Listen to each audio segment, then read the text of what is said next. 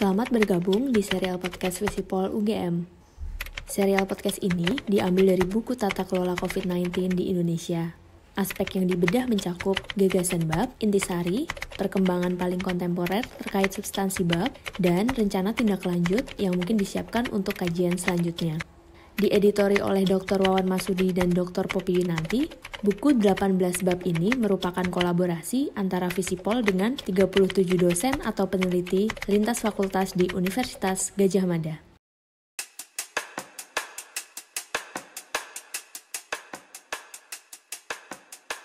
Di sini penekanannya pada partisipasi komunitas. Pengalaman 1 bulan itu yang kami tuangkan.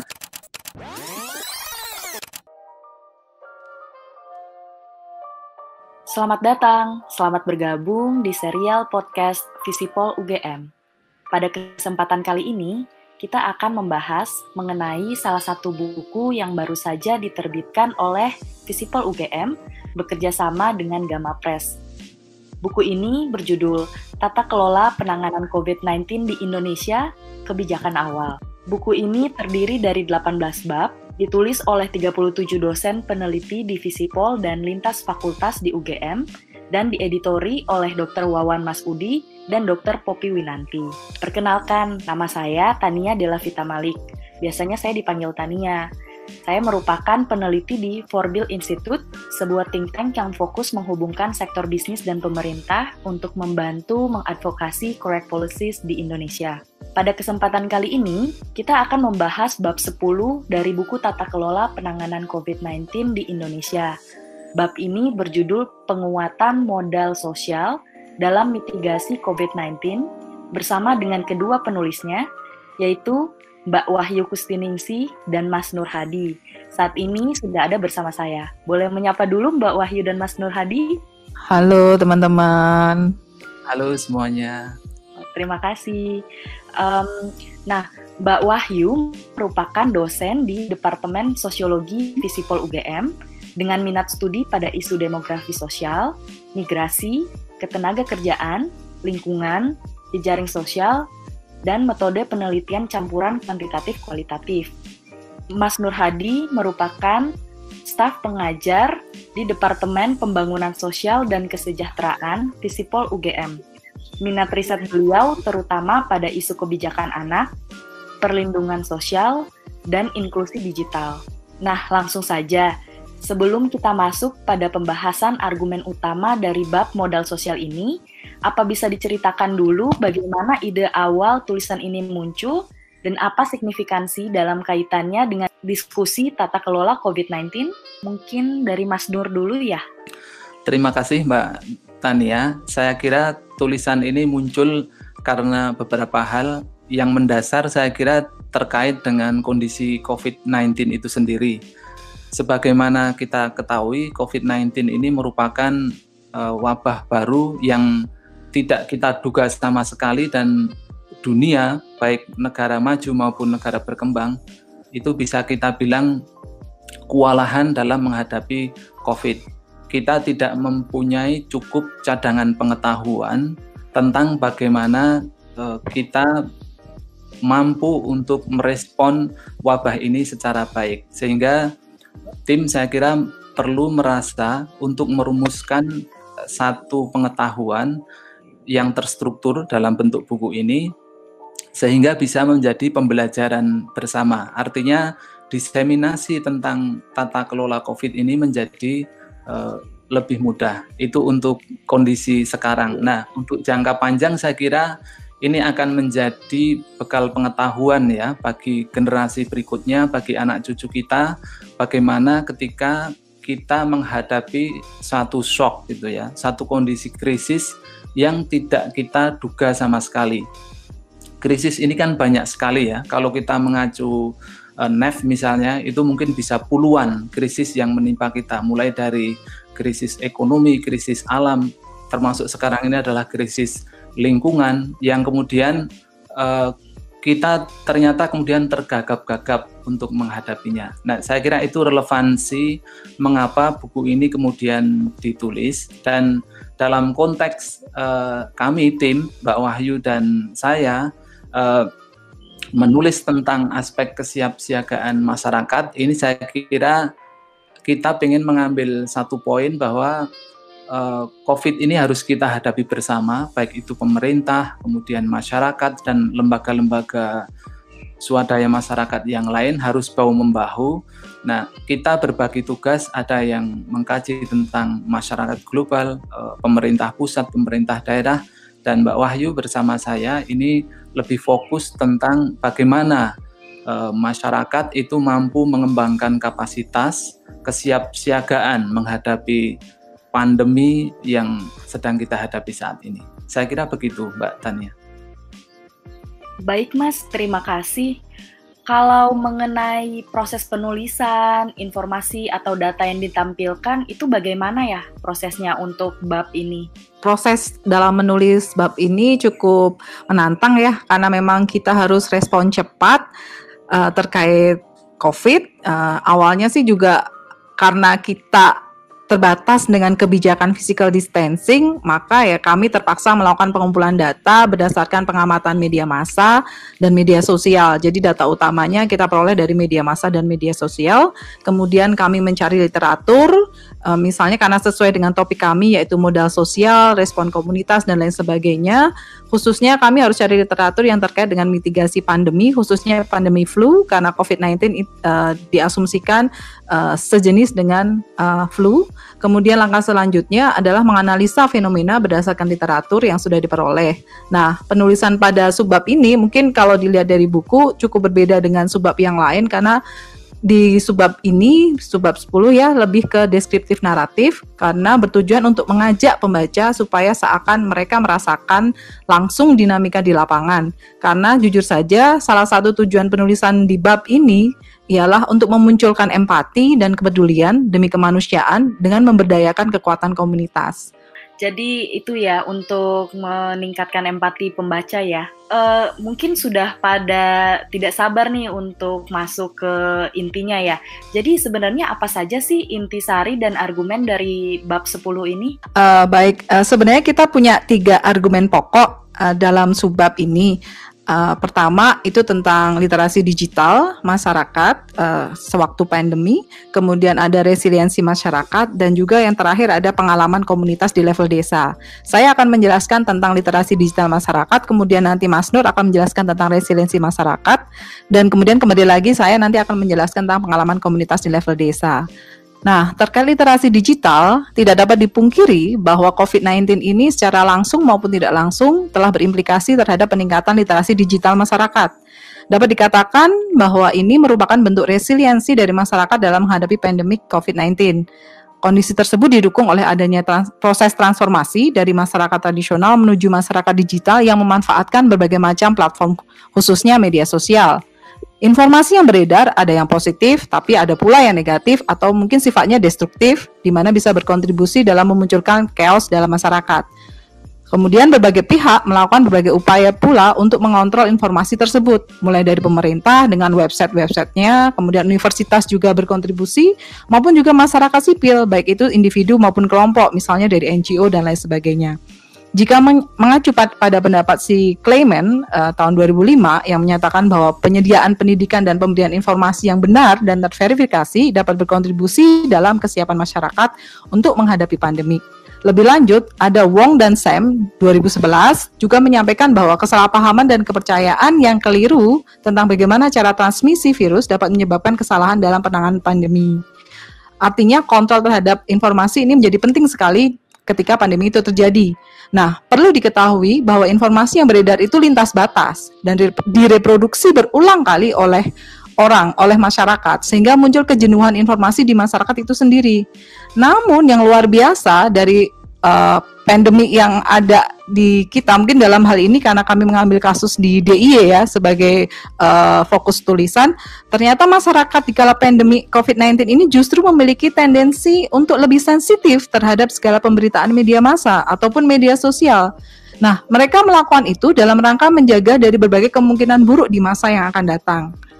Nah, kemampuan literasi digital yang dimiliki oleh masyarakat tersebut kemudian dipadukan dengan pengalaman-pengalaman mereka selama menghadapi pandemi guna menghasilkan pengetahuan bersama dalam upaya mitigasi penanganan COVID-19. Kalau secara singkatnya, subbab ini berargumen bahwa literasi digital yang senantiasa meningkat selama pandemi COVID-19 berimplikasi positif dalam proses mitigasinya. Terima kasih Mbak Wahyu. Saya kira itu argumen kami yang pertama ya. Kemudian argumen yang kedua, kami melihat dari berbagai bacaan kami melalui media massa, kemudian sosial media dan juga media yang lain, media elektronik. Ini adalah munculnya penguatan modal sosial di tengah-tengah wabah atau pandemi ini. Kita melihat bahwa ternyata masyarakat tidak tinggal diam ketika wabah ini cukup dalam tanda kutip memporak-porandakan kehidupan masyarakat ya. Masyarakat yang cukup stabil di kalangan menengah ke atas ternyata juga terimbas bagaimana misalnya mereka tidak mampu bergerak bebas sebagaimana biasanya karena beberapa aturan misalnya adanya work from home misalnya. Namun yang lebih parah adalah golongan atau kelompok rentan, kelompok vulnerable group.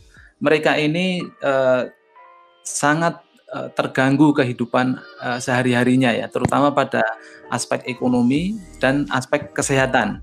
Di kesehatan mereka harus berjuang melawan supaya tidak terkena penularan COVID-19 ini. Sedangkan di level ekonomi, karena gerak mereka itu terbatas, mereka terpaksa ada yang mengurangi aktivitas ekonomi atau bahkan sama sekali berhenti dari aktivitas sehari-hari. Nah, kondisi ini menjadikan masyarakat kita itu menjadi rentan gitu ya, kelompok rentan yang baru. Artinya yang sebelumnya sebenarnya mereka cukup secara ekonomi tetapi kemudian menjadi rentan. Nah, yang menarik adalah bahwa masyarakat kita itu tidak tinggal diam.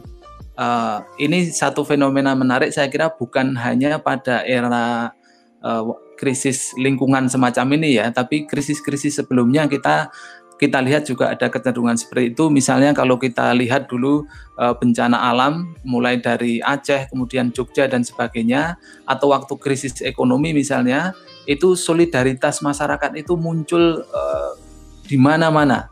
Itu seperti jamur gitu ya, bermunculan, dan itu menunjukkan penguatan modal sosial di tengah-tengah masyarakat kita. Nah, ini argumen kita bahwa ternyata kondisi krisis ini memunculkan penguatan modal sosial di berbagai kelompok gitu ya. Mulai dari yang secara formal sudah ada sebelumnya, misalnya lembaga-lembaga zakat, lembaga charity dan sebagainya, sampai yang kelompok dadaan. Kelompok dadaan ini artinya muncul begitu saja ketika melihat teman-teman, saudara-saudara mereka itu berada dalam kondisi kesusahan. Nah, kalau secara deskriptif, aksi mereka ini bisa kita bagi menjadi dua gitu ya, aksi solidaritas sosial ini. Yang pertama adalah aksi yang sifatnya charity. Aksi charity ini sekedar memenuhi kebutuhan pokok, kebutuhan utama gitu ya. Misalnya kalau dalam konteks kesehatan, saya katakan tadi soal masker, APD, itu banyak sekali gerakan di Jogja saja misalnya, Jogja bermasker, gitu banyak. Kemudian kalau makanan, minuman, kemudian hal-hal yang sifatnya basic itu bisa kita peroleh dengan mudah. Yang kedua di soal ekonomi, ini charity juga muncul seperti saya sebutkan tadi, makanan dan sebagainya itu. Nah, bentuk aksi yang kedua, solidaritas yang kedua ini sifatnya beyond charity, artinya lebih pada aksi yang memberdayakan. Mereka tidak sekedar memberikan uang atau barang yang berguna untuk memenuhi kebutuhan sesaat, tetapi aksinya ini cenderung dilakukan secara kolektif yang memperkuat kapasitas masyarakat untuk resilience terhadap COVID ini. Kalau kita bicara resiliensi ini, kita selalu bicara dua hal ya. Yang pertama soal risiko, dan yang kedua soal strategi menghadapi risiko. Nah, di sini resiliensi masyarakat itu kelihatan sekali munculnya. Mereka menjadi paham apa risiko-risiko yang ada pada saya. Kalau saya begini, maka saya akan kena COVID-19, corona misalnya, itu mereka paham risiko, sehingga mereka mengembangkan satu strategi. Nah, kemudian mereka membuat ini macam-macam gerakan, kemudian ada pembatasan di level komunitas dan sebagainya. Ini adalah bentuk resiliensi mereka. Jadi selain aksi solidaritas, kemudian penguatan modal sosial, saya kira pelajaran penting yang lain menurut saya bahwa resiliensi di tengah masyarakat kita ini sangat kuat, sehingga saya cukup optimis meskipun negara itu kewalahan, pemerintah kewalahan ya, dalam arti respon pemerintah itu kan tidak bisa sekarang hari ini ada wabah, besok pagi ada bantuan gitu ya, tapi masyarakat kita sigap. Ini karena resiliensi di tengah-tengah masyarakat kita itu memang bagus, dan itu sudah terbukti di berbagai krisis-krisis sebelumnya soal solidaritas dan resiliensi. Saya kira itu argumen keduanya. Mungkin berikutnya Mbak Wahyu bisa menceritakan tentang Panggung Harjo ya. Ini kasus yang menarik yang kita angkat. Ya, terima kasih Mas Nur. Poin terakhir dalam subbab ini akan bicara terkait pengalaman komunitas di level desa dalam mitigasi pandemi COVID-19.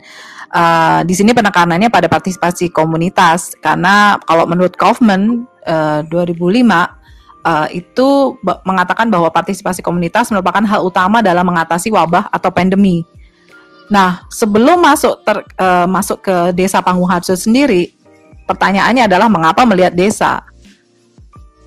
Saya mengacu, atau saya sama Mas Nur waktu itu mendapatkan literatur dari Fatmawati dan Nisser tahun 2008 mengatakan bahwa partisipasi masyarakat dalam sebuah program berasosiasi dengan sensitivitas politik.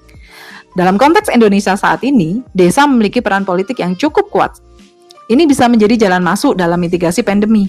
Ditambah dengan konteks kewilayahan atau locality yang mana pengalaman-pengalaman adaptif sebagai respon atas pandemik dapat muncul secara beragam tergantung pada nilai-nilai komunal masyarakat setempat. Ini juga menjadi alasan mengapa tulisan ini hanya fokus saja ke DIY. Tujuannya yaitu untuk memperlihatkan bekerjanya modal sosial pada level desa. Kebetulan yang menarik nih dalam konteks DIY, ada praktik baik yang dilakukan oleh Desa Panggung Harjo dengan membentuk panggung tanggap COVID-19 atau kita bisa menyingkatnya dengan sebutan PTC-19. PTC-19 ini menunjukkan kolaborasi atau sinergi antar aktor di desa yang bahu-membahu saling menguatkan dalam mitigasi COVID-19.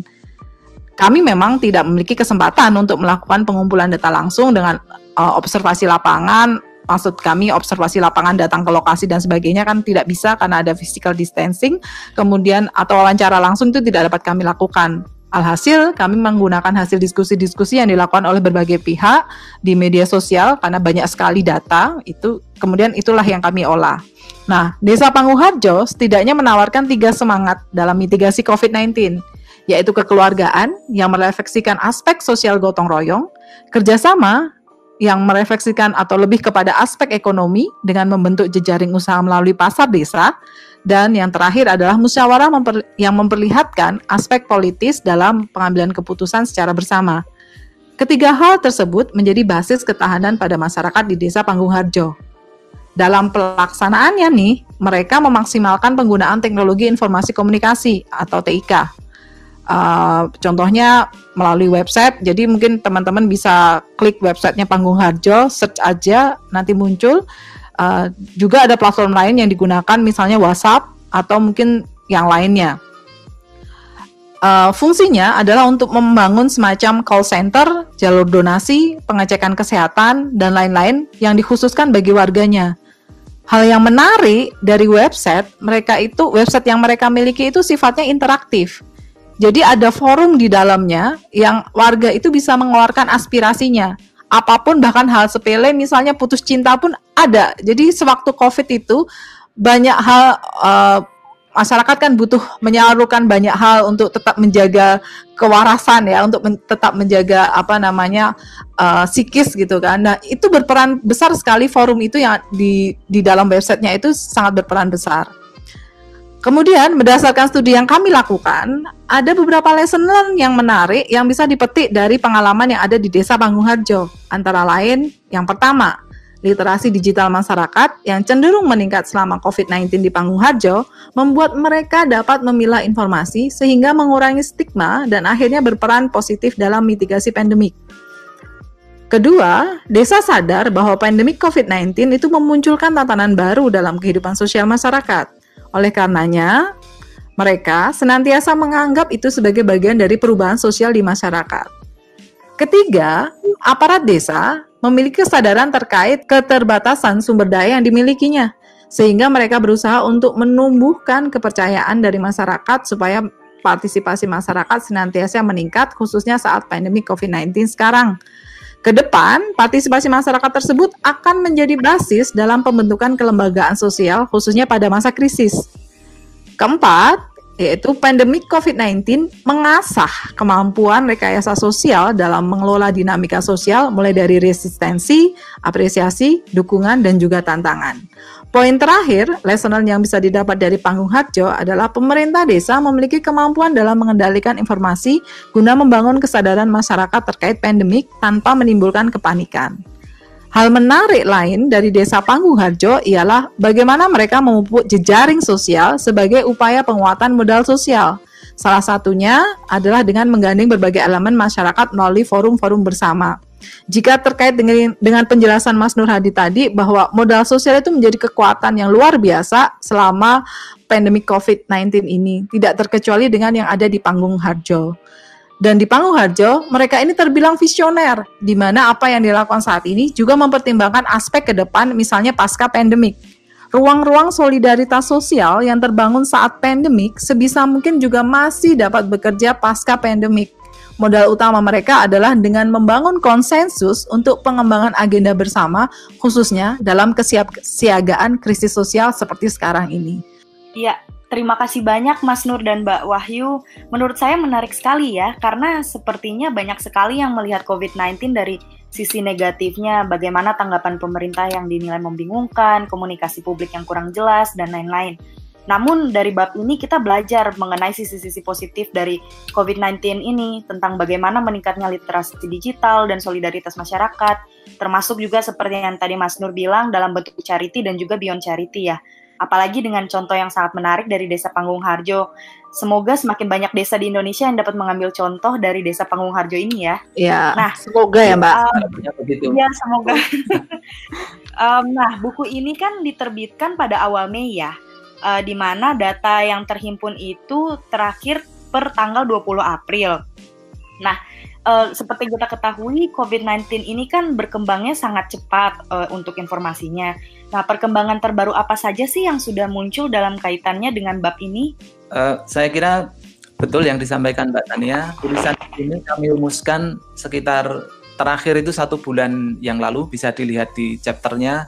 Data yang kami angkat itu 20 April ya. Sehingga sudah ada perkembangan 1 bulan terakhir ini. Dan 1 bulan itu bisa dikatakan waktu yang pendek, tapi juga bisa dikatakan waktu yang cukup untuk melihat adanya progres gitu ya.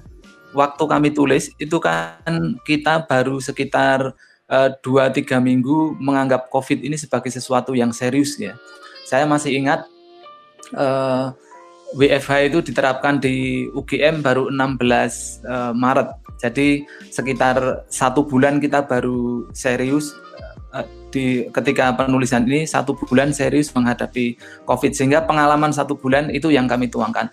Nah, dalam 1 bulan terakhir ini sampai dengan hari ini itu saya kira banyak perkembangan. Yang pertama di aspek literasi digital itu terjadi penguatan literasi digital di masyarakat.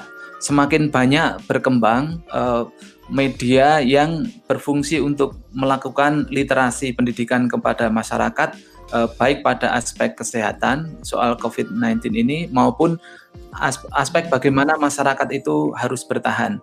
Tetapi kalau kita mau sedikit kritis gitu ya, ternyata dengan menguatnya literasi digital itu semakin kelihatan bahwa kesenjangan digital di masyarakat kita itu masih tinggi gitu ya. Jadi di satu sisi produksi pengetahuan melalui digital itu sangat tinggi, baik itu melalui misalnya YouTube, Facebook dan sebagainya, tetapi ternyata semakin kelihatan ada kelompok-kelompok masyarakat yang tidak bisa mengakses. Misalnya pada sebagian teman-teman kita, kawan-kawan kita di masyarakat pedesaan atau anak-anak atau orang tua, akses mereka terhadap literasi digital ini menjadi minim gitu ya.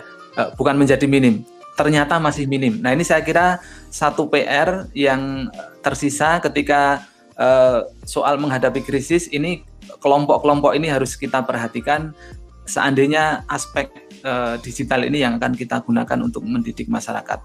Yang kedua soal resiliensi, saya juga melihat ada perkembangan yang positif gitu ya. Inisiatif-inisiatif level kelompok, level komunitas itu direplikasi di mana-mana. Kita sekarang gampang sekali mendapatkan di satu komunitas itu misalnya ada yang menyediakan sayuran, makanan, bantuan-bantuan sembako itu banyak sekali, double gitu ya daripada sebelumnya.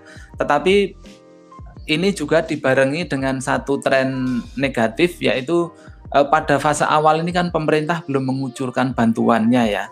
Nah, ternyata sekarang bantuan sosial itu sudah mengucur dan salah satu hal yang perlu kita cermati adalah sebagaimana proses bantuan sosial yang lain itu munculnya riak-riak kecil. Ada sedikit konflik di tengah masyarakat karena misalnya ada yang mestinya berhak mendapatkan bantuan tapi mereka tidak mendapatkan bantuan. Nah, di sini saya melihat bahwa ada sedikit kontradiksi dengan kesimpulan awal saya bahwa resiliensi itu masyarakat itu sangat kuat, tetapi ternyata ketika ada faktor eksternal berupa bantuan, kita masih melihat bahwa masyarakat kita ternyata harus sedikit lebih dewasa dalam menyikapi bantuan sosial. Saya kira perkembangannya ke sana catatan saya, Mbak Tania.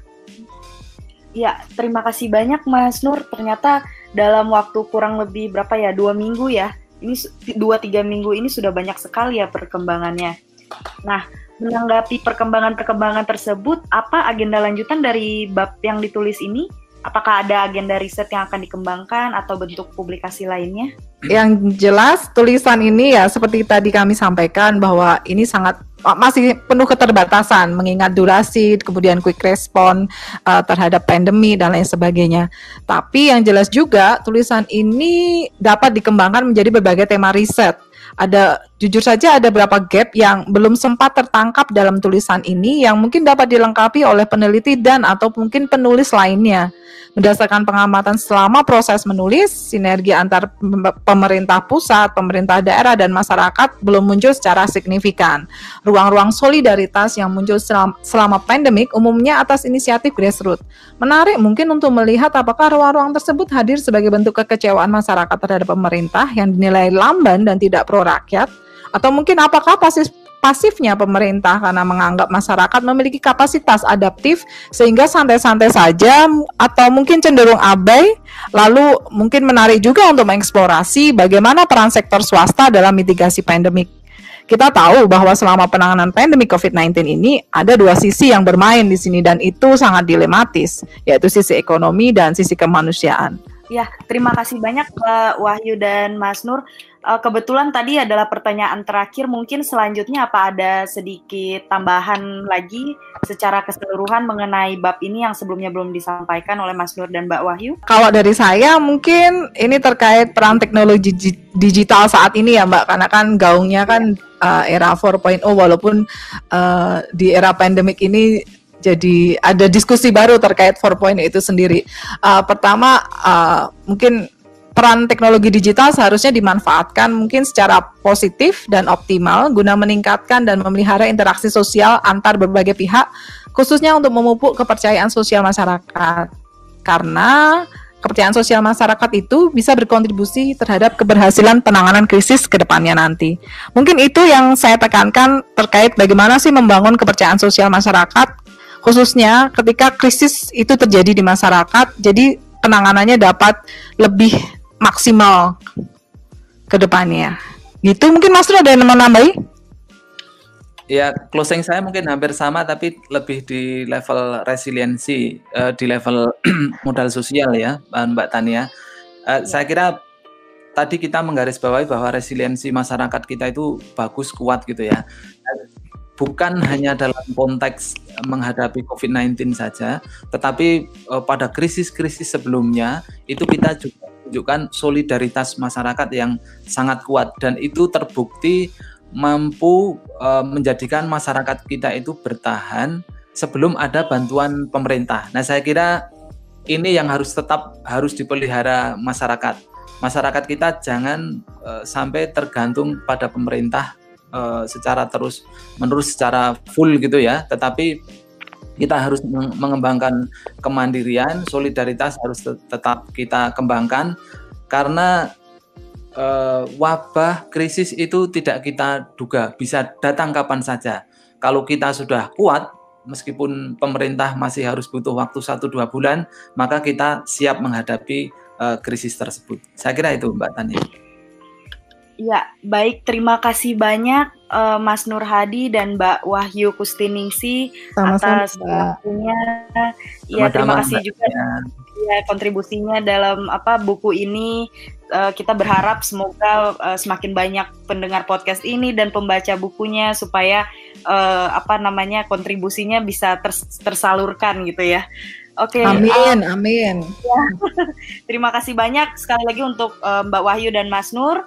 Untuk teman-teman yang belum dan ingin mendapatkan buku Tata Kelola Penanganan COVID-19 di Indonesia, silahkan mengunduhnya secara gratis di laman digitalpress.ugm.ac.id. Seperti itu ya. Terima kasih banyak. Sampai ketemu lagi di serial podcast Visipol UGM yang lainnya. Dan sampai jumpa. Terima kasih. Sampai jumpa. Sama-sama.